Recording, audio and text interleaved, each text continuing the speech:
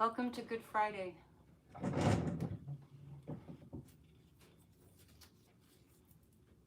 This is a very low light service. Thank you for joining me. Thank you for joining us.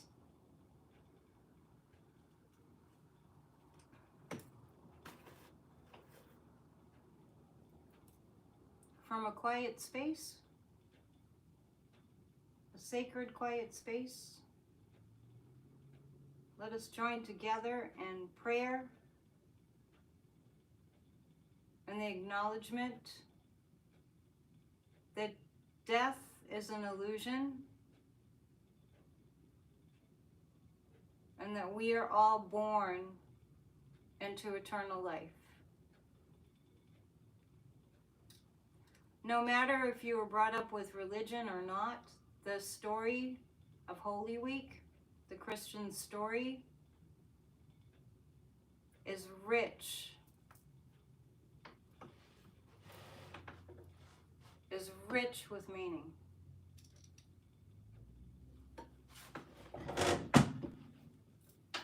And we'll begin with the song.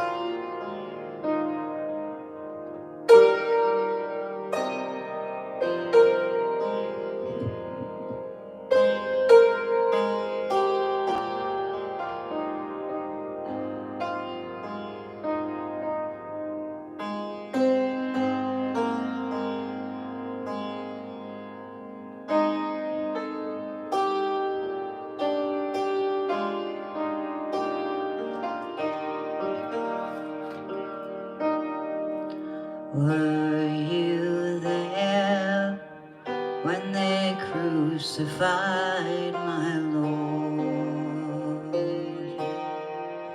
Were you there when they crucified my Lord? Oh,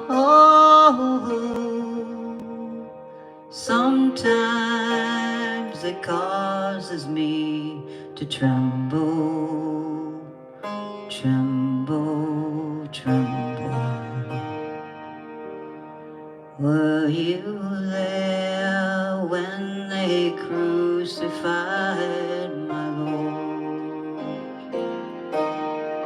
Were you there when they nailed him to the tree? Were you there when they nailed him to the tree? Oh, sometimes it causes me to tremble, tremble, tremble. Were you there when they nailed him to a tree? Were you there when they laid him in the tomb? Were you there when they laid him in the tomb? Oh, sometimes it causes me to tremble, tremble, tremble. Were you there when they laid him in the tomb?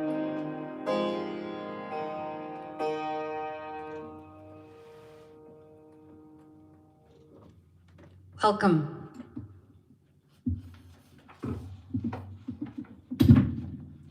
Last night we talked about the Last Supper. Today we talk about the actual event of the crucifixion. Thank you for being here. I know it's dark. Death is dark.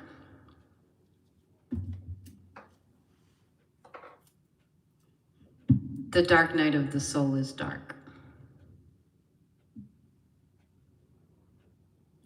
But it is through the darkness that we find light. It is only because of the darkness that we know what light is.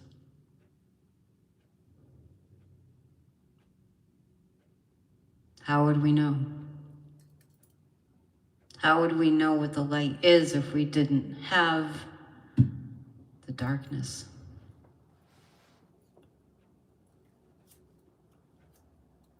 In the story of the Last Supper we reviewed last night, we reflected upon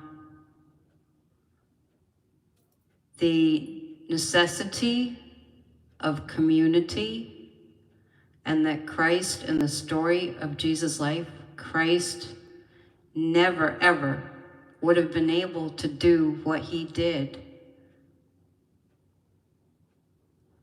to bring a message of peace and love to the world.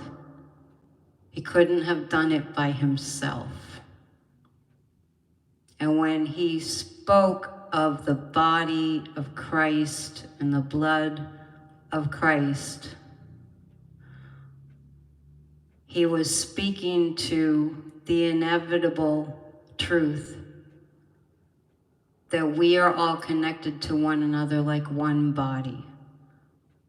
Like your hand is connected to your arm, is connected to the rest of you. So let us reflect on also the story of Judas the betrayer and Peter in a moment of cowardice. And let's relate this to what's going on in our own personal lives, the life of you and me and the collective.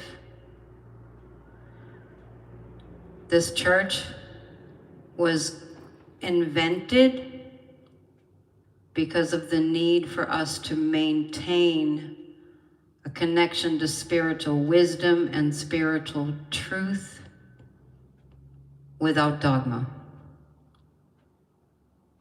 without rules, unless you count universal laws, the way that it works, the way that energy works. There are no rules. There are no requirements. This church is an acknowledgement of divine truth. It's an opportunity for us to join together in virtual prayer and fellowship that is so incredibly necessary beyond what words can express. It is through the love that bonds us that we become whole and we become centered and we become the healers that this world desperately, desperately needs. You are a healer. I am a healer. We got disconnected when we were hypnotized by the ideas that were being fed to us, that what we are seeking comes from somebody else.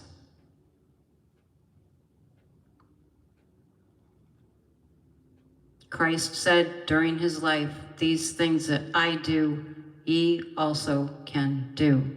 And we can do that when we connect with the higher power and when we connect with one another, and knowing that the peace and the love that we seek resides within us first and foremost. We are born with it.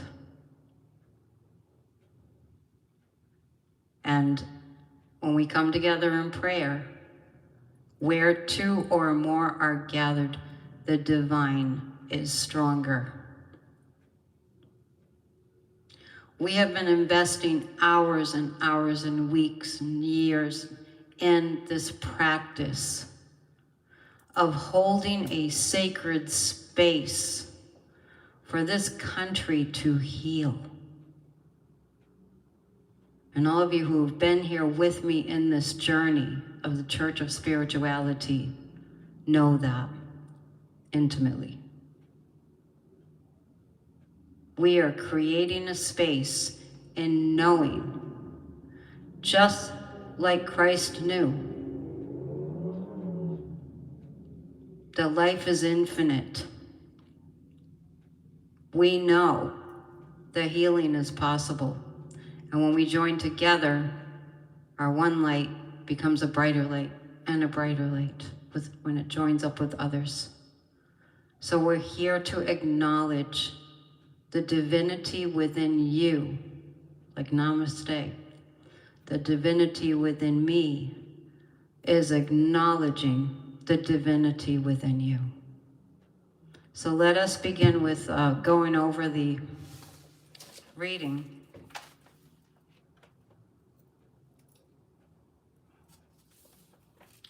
We'll start with Peter's denial of Jesus. And we'll talk about it.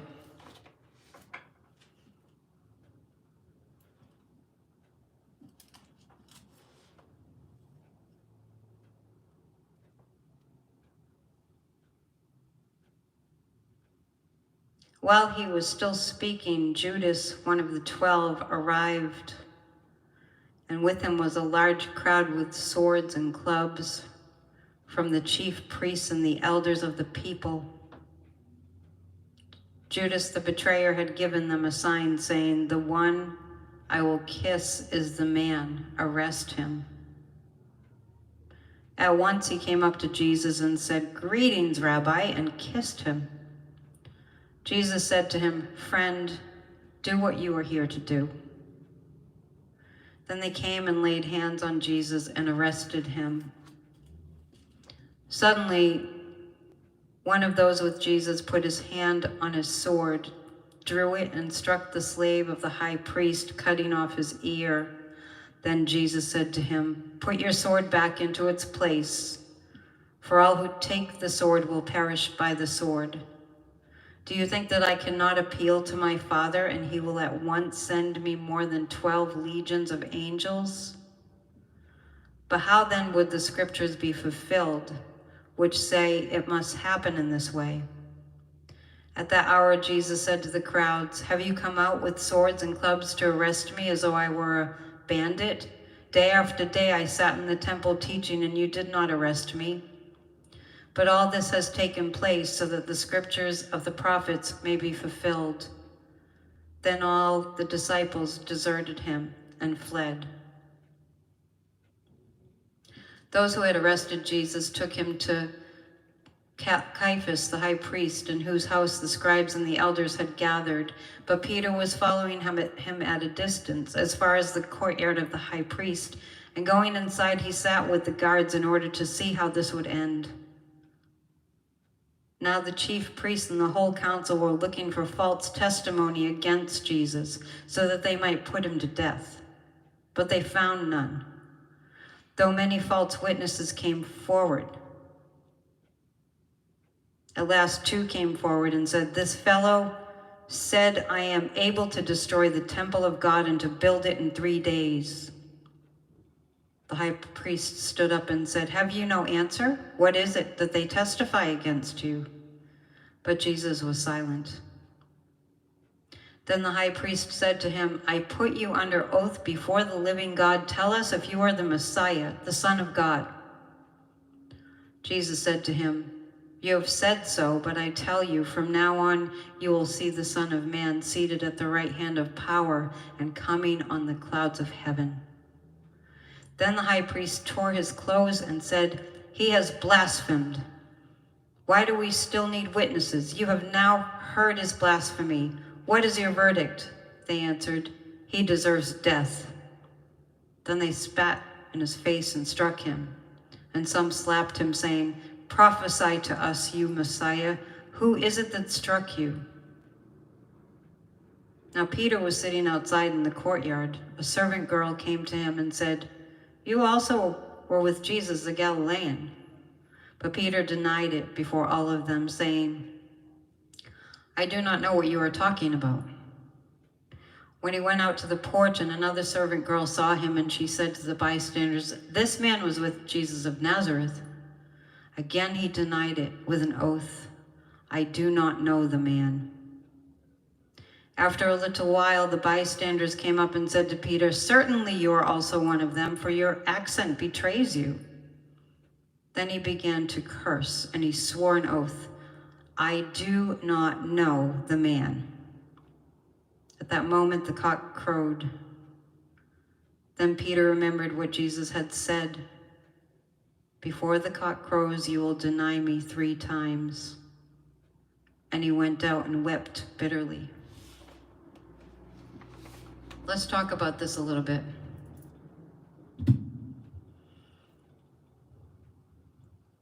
There's so much here that we can apply to what's going on right now. So even though the disciples knew and loved Jesus, they knew him deeply. They loved him deeply. He was their friend. They were in awe of him. They were in awe of his wisdom, of his healing ability, of the miracles, and probably they were in awe of his humility. And all that really fervent passion, that love for their friend, was put to the test publicly when it came time for them to say, "This is who I am his friend." But they became cowards. In the face of what was happening, they succumbed to cowardice. And in the face of the priest, the high priest, who had a problem with Jesus because Jesus was attracting all these people, and what was he prophesying that and teaching that was such a threat to them? "These things I do, ye also can do." There was no need of the Pharisees and the high priests uh-oh.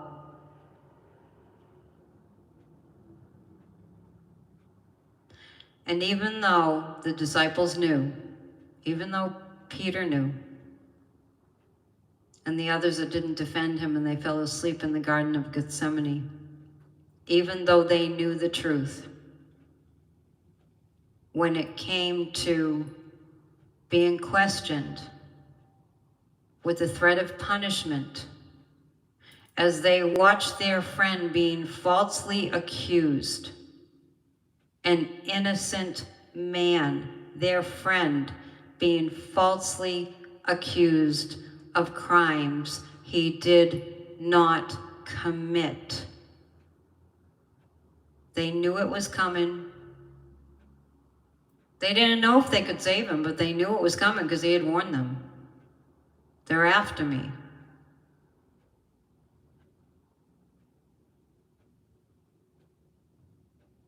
When they looked inward, they couldn't find their faith.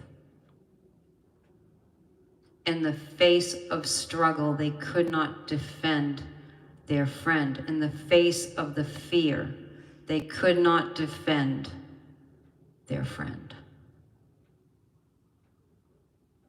The person they had followed for years, for a few years, who had shown his deep love and devotion to them even just the night before when he washed their feet, to demonstrate that he didn't consider himself greater than them. He was their peer.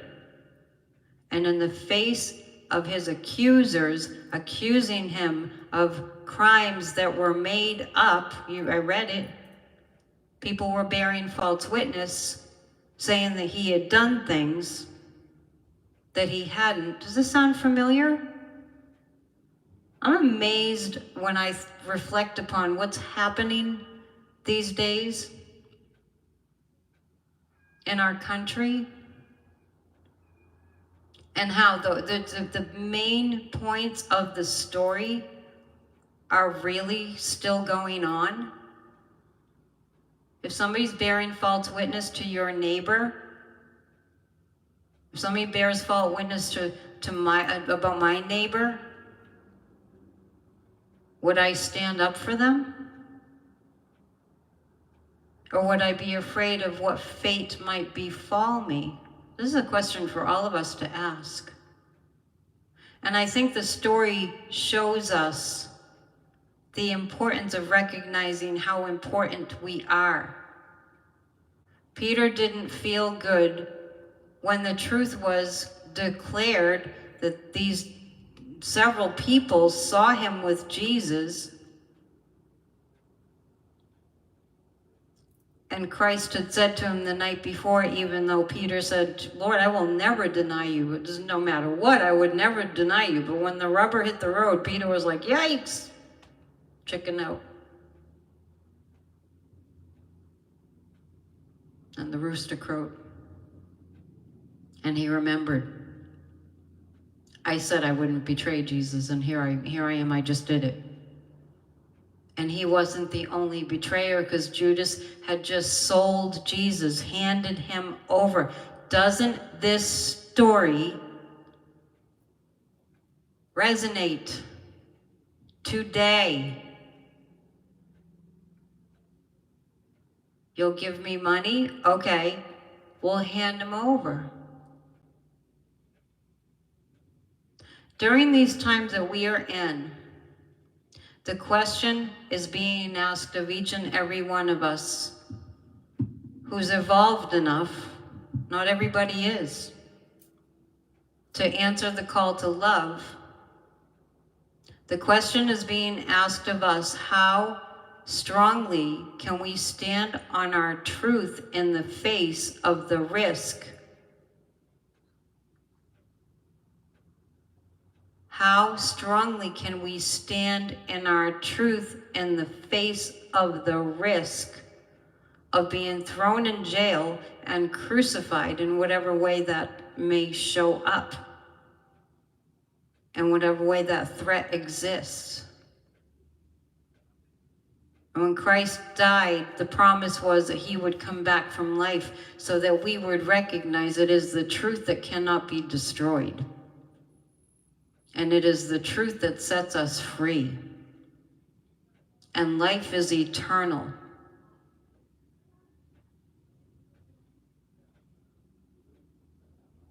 Which was his purpose.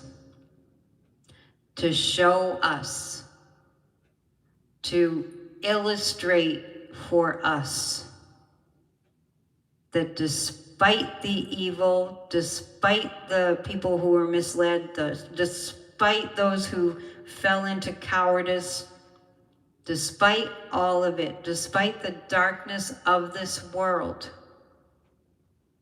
eternal life continues. And when we are in our darkness, when we are in our dark night of the soul, and we're crying out for help, we might find, like Jesus did in the Garden of Gethsemane, where his disciples couldn't stay awake with him, even though he begged them to stay awake. He was in grief. He was in despair. He was in mourning. They couldn't stay awake with him because it was too hard. But when Jesus was in his dark night of the soul, he knew that that was part of it. And even though he pleaded with God his Father to not let him have to go through, to just let the cup pass. I don't want to do this. I'm scared now. He knew what was coming. His purpose was to go through with it. And that was the only way that he could come to the glory of the resurrection that we celebrate every year in the Christian faith, as 1 billion plus people are doing right now as we sit here, as I speak. If you go online, you can see the services everywhere. Because the point was that we have nothing to fear, not even death. And that the darkness of this world cannot destroy us ever. And that we are to hold fast to whatever it is, whatever cross that we have come here by divine design to bear. And to bear it willingly, and to not get all caught up. Well, how come she has more than me? And how come that one gets away with this? And how come this? Jesus didn't do that. He didn't do that, not even for a second. When Peter got the sword and cut off the guard's ear, he was like, whoa, we don't do that. We don't do that. We don't, like, we're not like little mice, but if we're meant to go through a dark night of the soul, there must be a good reason. It must have a way of leading us to the light somehow. It is in our darkness that the light shines through. So let's take a moment. Let's close our eyes for a moment. Take a deep breath in. And hold it. And a longer breath out. And think about a cross that you have had to bear in this life.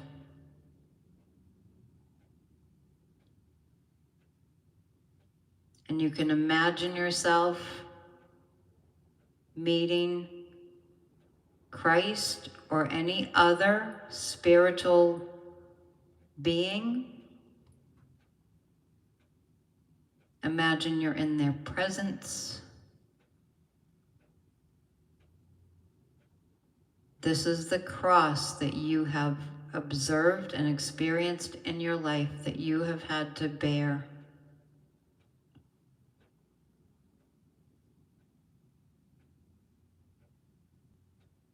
And as you're reflecting and sitting with Christ or your other spiritual teacher.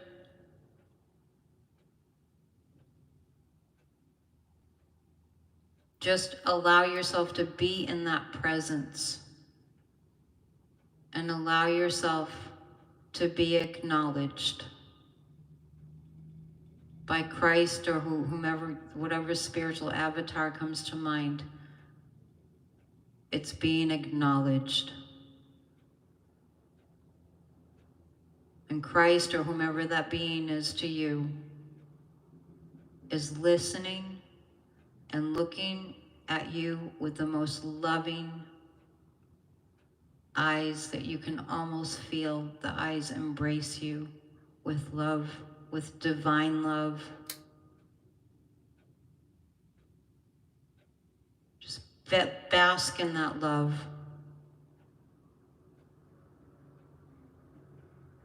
And sense that presence, that Christ, that light,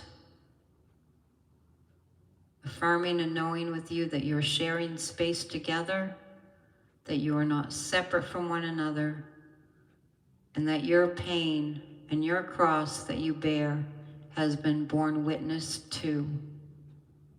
You have been seen and you have been heard. And now imagine that you're handing that over in faith, sharing this with Christ or that light being you're imagining, and feeling a lightness within you and a faith rise up within you that you do not walk alone in this life.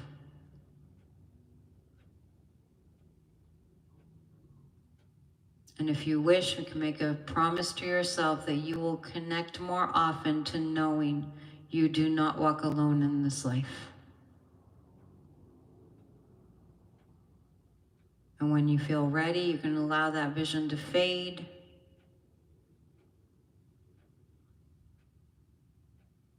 When you feel ready, you can open your eyes.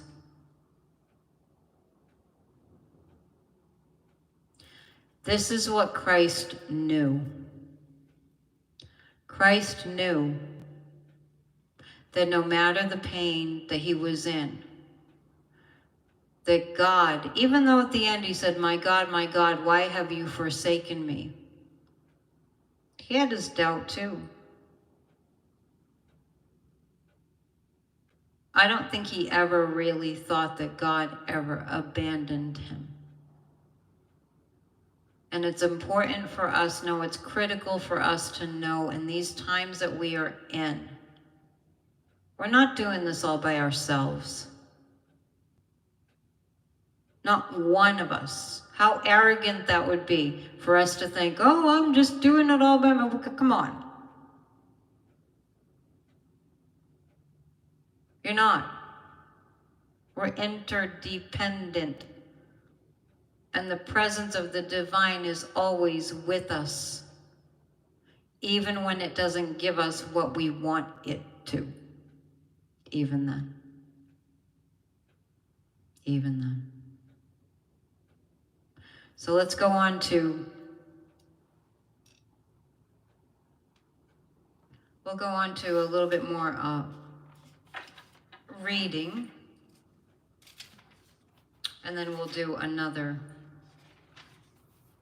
I'll choose another hymn.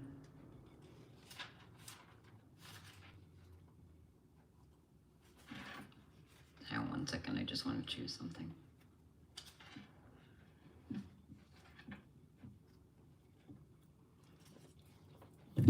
The story continues. Thank you for being here.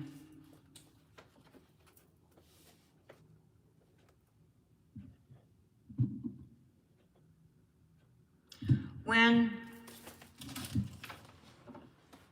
morning came, all the chief priests and the elders of the people conferred together against Jesus in order to bring about his death. They bound him, led him away, and handed him over to Pilate, the governor. When Judas, his betrayer, saw that Jesus was condemned, he repented and brought back the 30 pieces of silver to the chief priests and the elders. He said, I have sinned by betraying innocent blood. But they said, "What is that to us? See to it yourself." Throwing down the pieces of silver in the temple, he departed, and he went and hanged himself. But the chief priests, taking the pieces of silver, said, "It is not lawful to put them into the treasury, since they are blood money." After conferring together, they used them to buy the potter's field as a place to bury foreigners. For this reason, that field has been called the field of blood to this day. Then was fulfilled what had been spoken through the prophet Jeremiah, and they took the 30 pieces of silver, the price of the one on whom a price had been set, on whom some of the people of Israel had set a price, and they gave them for the potter's field, as the Lord commanded me. Now Jesus stood before the governor, and the governor asked him, "Are you the king of the Jews?" Jesus said, "You say so." But when he was accused by the chief priests and elders, he did not answer. Then Pilate said to him, "Do you not hear how many accusations they make against you?" But he gave them no answer, not even to a single charge, so that the governor was greatly amazed.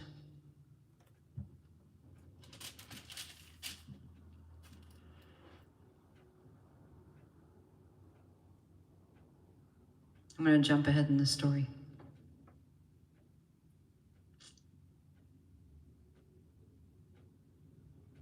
Then the soldiers of the governor took Jesus into the governor's headquarters, and they gathered the whole cohort around him. They stripped him and put a scarlet robe on him, and after twisting some thorns into a crown, they put it on his head. They put a reed in his right hand and knelt before him and mocked him, saying, "Hail, King of the Jews!" They spat on him and took the reed and struck him on the head. After mocking him, they stripped him of the robe and put his own clothes on him. Then they led him away to crucify him. As they went out, they came upon a man from Cyrene named Simon. They compelled this man to carry his cross, and when they came to a place called Golgotha, which means place of a skull, they offered him wine to drink mixed with gall. But when he tasted it, he would not drink it. And when they had crucified him, they divided his clothes among themselves by casting lots. Then they sat down there and kept watch over him. Over his head they put the charge against him, which read, "This is Jesus, the King of the Jews."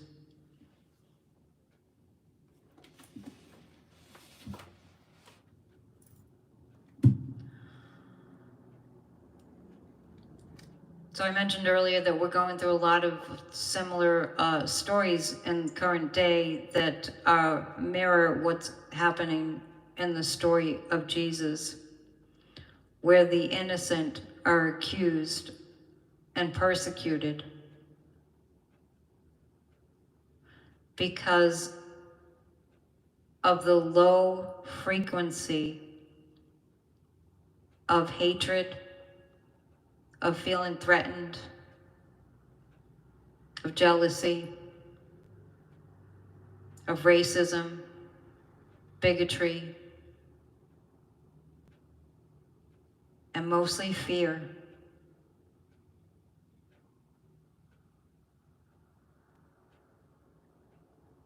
I'm really astounded. Maybe 10 years ago I would think about these stories in the Bible, or when I was a child, the story of Jesus and the crucifixion, and it really strikes me how it used to seem so like, oh yeah, that was then, or that those things don't happen.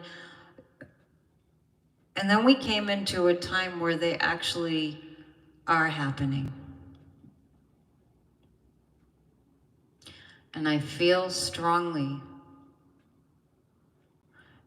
that the evil has been rising up to the surface because it's time to purge it for good, for the good of all, and give it its final run. We know it'll always be around to some degree, but we have an opportunity for the resurrection.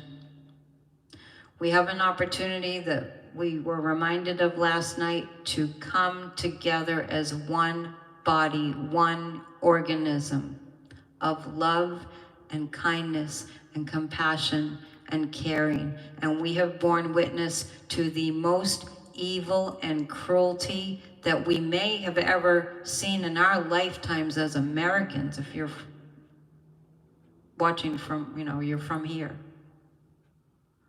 And all of a sudden, what happened in Jesus' time becomes like kind of more real. But I truly believe that we're going through this so that we can have our collective resurrection happen. I just want to mention here, the Catholic Church programmed me to believe that I crucified Jesus. That is not helpful.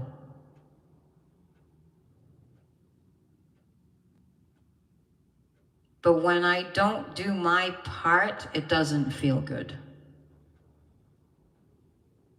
When I fall short, that's what I consider a sin. When I succumb to the weakness of being pissy and awful and nasty, and even to myself, when I'm impatient with people, when I succumb to that, it doesn't feel good.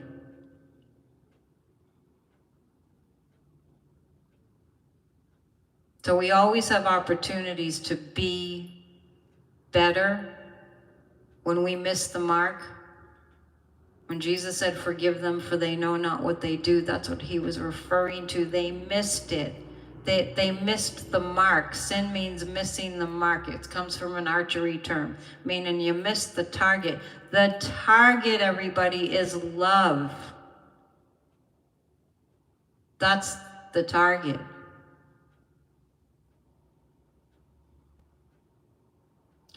So before we go today,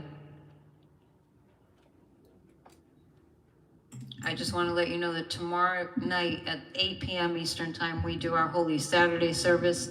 And what we talk about on Holy Saturday is the importance of the cave. The cave.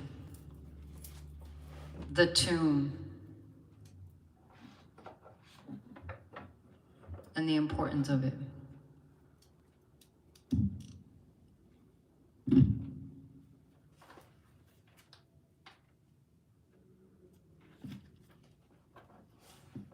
I so appreciate you being here today, and I hope you can join us tomorrow night.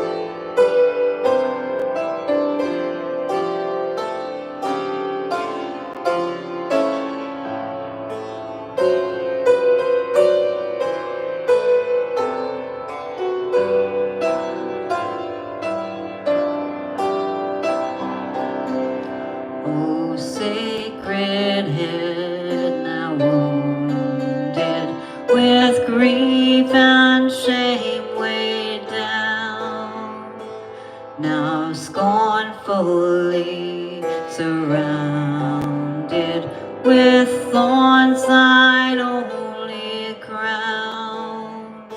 How pale thou art with anguish, with sore abuse. Oh, how does that visage languish, which once was broad as pure?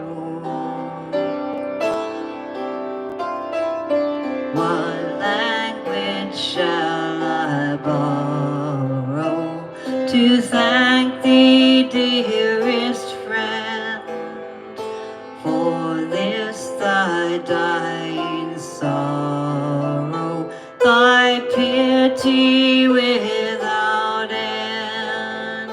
Oh, make me thine forever, and should I fainting be, Lord, let me never, never never outlive my love to thee.